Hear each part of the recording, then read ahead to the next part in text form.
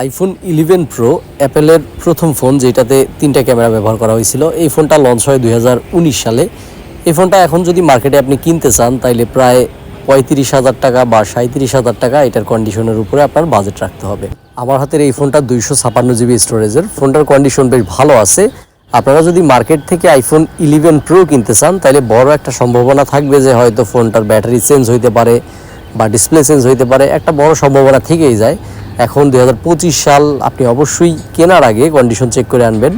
বডিটা কেমন, ব্যাকশেল ঠিকঠাক আছে কিনা, ক্যামেরার লেন্সগুলো ঠিক আছে কিনা, এই বিষয়গুলো আপনার অবশ্যই খেয়াল রাখতে হবে।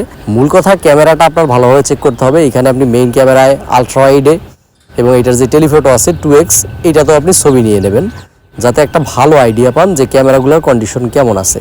ক্যামেরা যদি ঠিক থাকে, ফেস আইডি যদি ঠিকঠাকভাবে কাজ করে, বাকি একটা বিষয় ব্যাটারি যদি চেঞ্জ হয় তাহলে আইফোন নষ্ট হয়ে যায় না। যদি ব্যাটারি হেলথ কম থাকে আমি বলবো অথেন্টিক হলে নিয়ে নেন, আর যদি মনে করেন যে চেঞ্জ করে নিতে হবে দেন চেঞ্জ করে নেবেন, কোনো সমস্যা নাই। তো যদি আপনার 2025 সালে 35-37 হাজার টাকা বাজেট থাকে তাহলে আইফোন 11 প্রো একটা ভালো অপশন আপনার জন্য হতে পারে।